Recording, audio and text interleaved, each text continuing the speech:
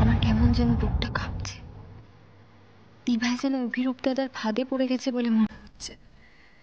থানু দিদি অনেকদিন ধরে বলছে যে দিভাই অভিরূপ দাদাকে ভালোবেসে ফেলেছে, আমরাই গুরুত্ব দিইনি। কিন্তু এবার তো বিষয়টা গোলমেলে হয়ে যাচ্ছে। স্যারকে বলতে হবে, যেভাবে হোক দিভাইকে সাবধান করতে হবে। অভিরূপ দাদার মতন লোকজন ক্ষতি করতে চাইবেই। আর জানি যে ফুলকি দাস নিজের লোকেদের কোনো কষ্ট সহ্য করতে পারে না।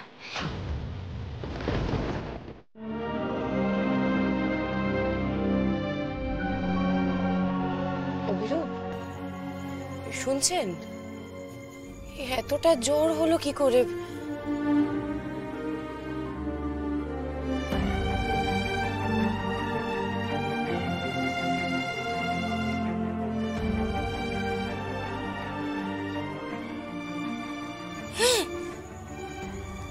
কি গা তো জ্বরে পুড়ে যাচ্ছে।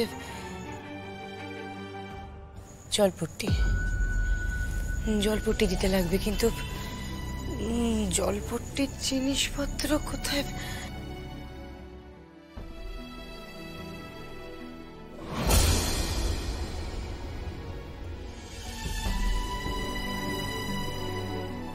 আমি জানতাম তোমায় খুব সহজ বোকা বানানো। টেবিল ল্যাম্পের তাপকে ভাবলে জ্বর, বোকার হদ্দ।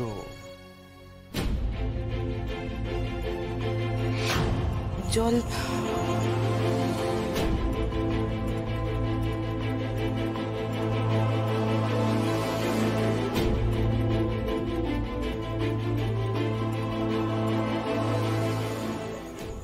অভিরূপ বাবু বলছি, জলপট্টি দিতে হবে।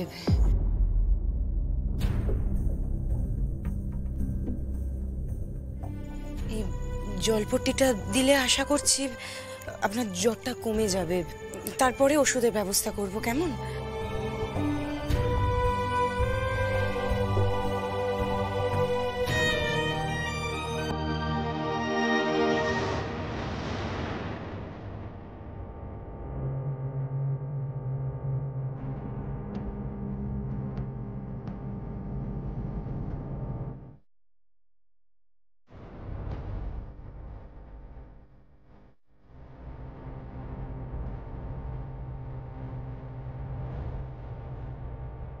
না, যত নামছে না একটু।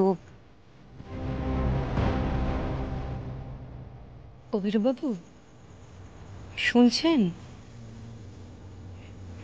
আপনার কি শরীরটা খুব খারাপ লাগছে? অভিরূপ বাবু একটু তাকান।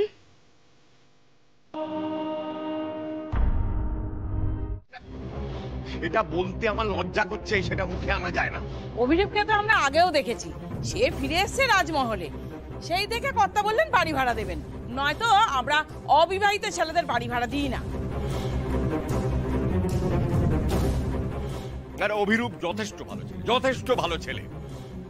আরে লাবণ্য সান্যাল একজন নেত্রী, পাবলিক রিপ্রেজেন্টেটিভ, একজন এমএলএ যে এমন কাণ্ড ঘটাবে সেটা ভাবতে পারা যায়? কেউ ভাবতে পারে?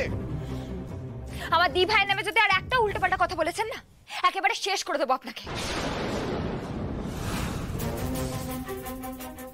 দাদা ভাই, অভিরূপ দাদা কোথায়? তাকেও তো একটা উত্তর দিতে হবে। সে জ্বরে কাতরাচ্ছে। সে কোনোদিন কোনো মহিলাকে ডেকে রাত্রিবেলা এরম কাণ্ড করতো না।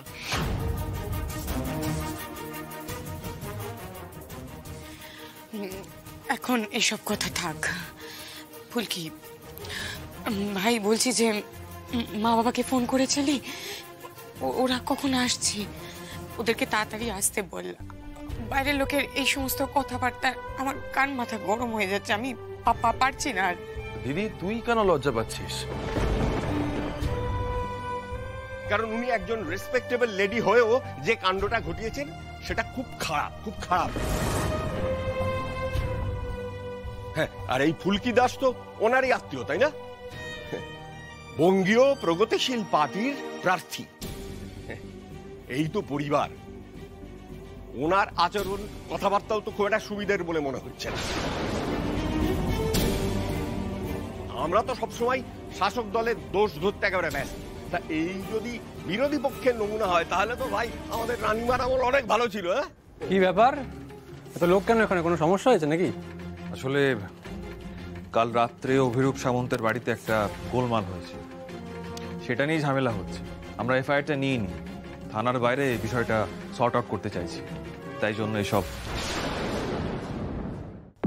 কি ঝামেলা?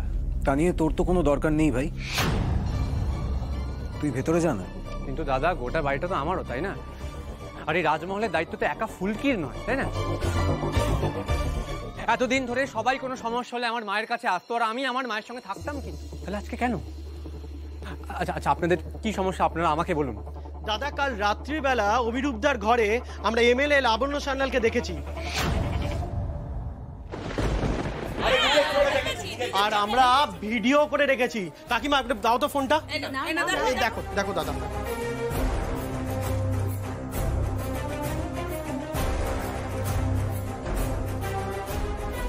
কারোর অনুমতি না নিয়ে ভিডিও কেন তোলা হয়েছে?